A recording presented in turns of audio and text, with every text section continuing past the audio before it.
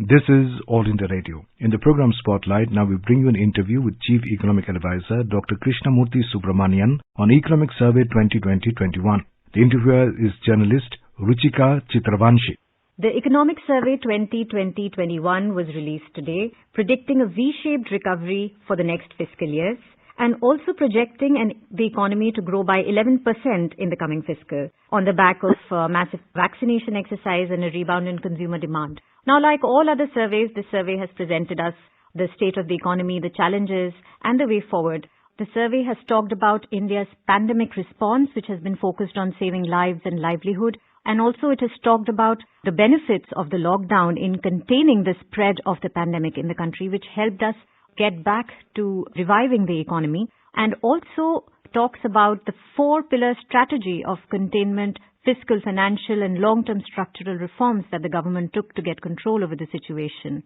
And the survey has noted that a favorable monetary policy ensured abundant liquidity, and it gave immediate relief to debtors through temporary moratorium, and it unclogged policy transmission. All this and more, let's dive into the Economic Survey 2021 with Dr. Krishnamurthy Subramanian. Dr. Subramanian, as the survey says, that this was once-in-a-century crisis that the economy faced in the last year. In this context, what has been the broad theme of this year's Economic Survey? The response that the government came up with was a very mature, measured one, based on some key principles that India has faced to since the ages. One of those, in the Mahabharata mentioned that Apadi Pranarakshahi Dharmasya Pratham Ankuraha. What that means is, Apada means difficulty. So when a life is in danger, saving those lives is the origin of dharma, something that we all take very seriously, dharma. So faced with this unprecedented pandemic, our dharma was to actually save human life. Now, this is also backed by economic research, which I had the privilege of learning at the University of Chicago, and Robert Hansen and Tom Sargent in their paper in 2001, which actually was part of the Nobel Prize package, both of them Nobel laureates, who taught me at the University of Chicago, say that when faced with enormous uncertainty, the right policy is to minimize large losses. And when faced with the pandemic, that large loss was the loss of life. And that's where India, by combining what the Mahabharata advocates as the right dharma and the learning from economic and epidemiological research, implemented a very, very, very early and strict lockdown. India implemented that lockdown even before we had crossed 100 cases. Right. Because epidemiological research shows that the early lockdown is what really generates the bang for the buck. And in all this, India actually was willing to take some short-term pain for long-term gain. So that is, I think, what is the fundamental principle that has guided India's response. And, history will look back at this, and not only India, but other countries also will learn from the way in which, policy response was done in a mature manner. Absolutely. The survey talks of an expansionary fiscal policy. What should be done to derive benefits out of such a policy? So, first aspect that the chapter recognizes is that intrinsically there are ups and downs in an economy, and counter-cyclical fiscal policy, essentially, the idea is that when the economy is doing well, and the private sector therefore is doing well as well, the government can step back, does not need to actually spend as much. That's a good time for fiscal consolidation. But when the economy is not doing well, if it's a slowdown or a recession, that is when the government needs to step in to actually fill the void, because the private sector is typically not doing very well. So our kings and nawabs also used to implement such policy, which is, those of you who are from Lucknow and others also would know. Yes, in fact, yes. Lucknow's Imambara was built when there was a famine, in 1874 by Nawab Asafud Daulah as a famine relief program. That's basically the government spending when there is a bad time. That's the basic idea that the survey is recommending. In fact, that gave the slogan, the Jisko na de Maula usko de Asafuddola. I am from Lucknow, so I'm aware of that story, Dr. Subramanian. But there is also a danger of inflation, you think, and what can be done about it? How serious could the threat of inflation be if the policy is expansionary? So here's where I think, again, India's policy response was a holistic one. India recognized that the impact on the economy is both from the demand side and from the supply side. And supply side, therefore, there were a lot of reforms that were implemented, structural reforms, to ensure that supply side problems are taken care of. On the demand side, as I mentioned in my presentation as well, while the first few months when uncertainty was very high, India focused on enabling the necessities and has since then focused on enabling discretionary spending. So when demand comes back, because the supply side measures are taken, inflation should not be that much of a problem. Secondly, if you would have noticed, the inflation in the month of December actually has moderated significantly, and it happened because food inflation moderated. It was food inflation that actually led to CPI inflation itself, and the moderation of that food inflation has in turn moderated CPI inflation. And here's where the emphasis on the agricultural reform, I think, is very important, because that really enables supply in the food economy and can thereby actually avoid episodes of inflation that translate into CPI inflation. So going forward, I do actually expect that the food inflation should ease, because it was caused by the lockdown and the impact of that on food supply. And as the unlock phase has been proceeding, I think this should definitely come under control. There is another very important point that the survey has made about sovereign credit ratings, and that how we should not be restrained and biased by these subjective ratings. What should be done to get out of rating agencies which are not reflecting India's fundamentals?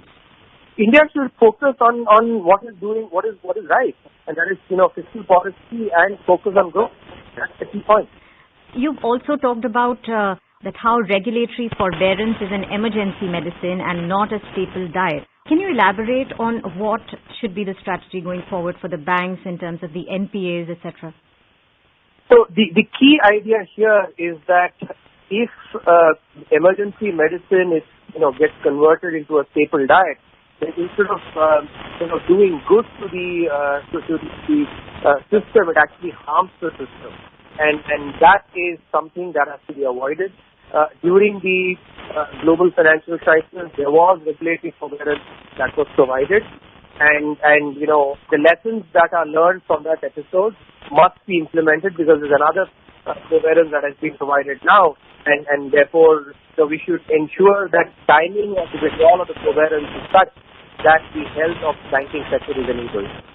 Also, you talk about the process reforms, and the survey says that India overregulates the economy, which results in regulations being ineffective, even with relatively good compliance with the process. What are the steps that can be taken in order to balance discretion with transparency and not be an overregulated economy? I think the first thing to understand is that, as the Nobel Prize winning research on incomplete contracts has highlighted, that real world contracts are never complete, and as a extension, therefore, real world regulations are also not complete.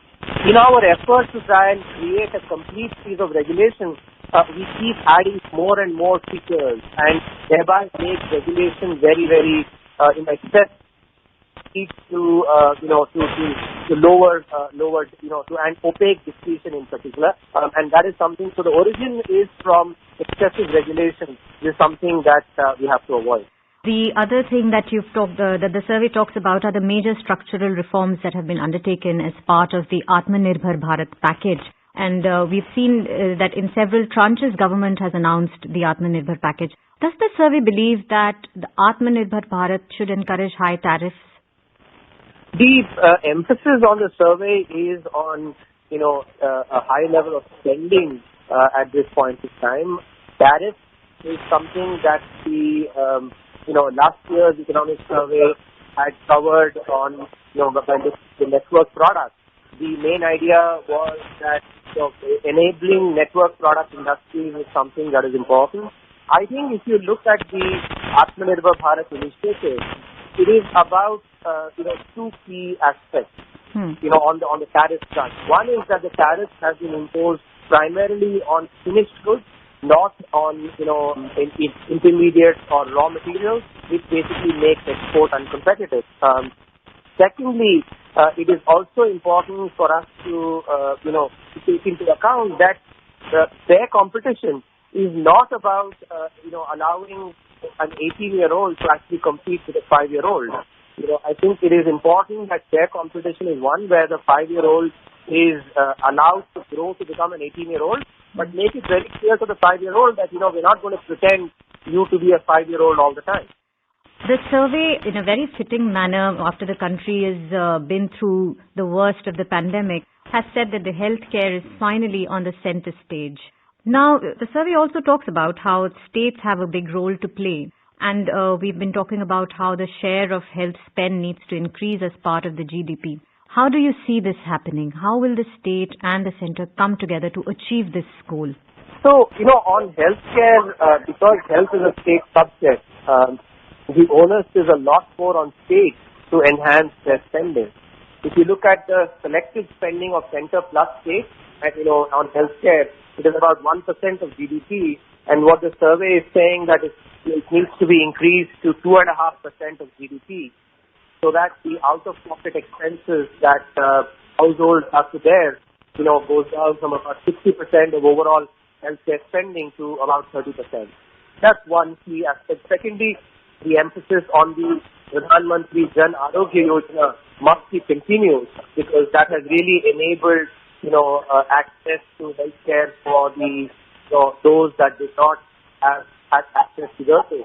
And finally, recognizing that this is one area where there's a lot of asymmetric information, and therefore it must be, taken into account, and then regulation needs to be stepped up, because about more than 60% of healthcare activity in India happens in the private sector. Yes. You've also talked about a sectoral regulator for regulation and supervision of the health sector. So what kind of a regulator are you suggesting? We're drawing a parallel. For instance, if you take the banking sector, the financial, in general finance itself, it's a regulated sector because there's a lot of asymmetric information problems, and this leads to failure of markets, of free markets, just free markets. A similar, thing is also required in healthcare. Countries across the globe have actually now recognized this, and therefore, have gone towards having a sectoral regulator. I think that is important in the healthcare context as well. The survey has laid out our strengths and also some of the challenges that we are facing, suggesting some very specific measures that the government has to take in terms of its fiscal policy, not bothered about what the credit rating agencies are saying, and also continue on this growth path with investment in infrastructure, healthcare sector, and also the structural reforms as part of the Atmanirbhar Bharat package that need to be taken forward. Thank you so much, Dr. Subramanian, for taking out the time and putting in perspective so many ideas that have been put forth in this economic survey. Thank you so much. Thank you. You were listening to an interview with Chief Economic Advisor Dr. Krishnamurthy Subramanian on Economic Survey 2020-21. The interviewer was journalist Ruchika Chitravanshi. This program was produced and presented by the News Services Division of All India Radio. You can listen to it on a mobile app, News on AIR. This program is also available on our website, newsonair.com. You may email opinion about this program at airnsdtalks@gmail.com.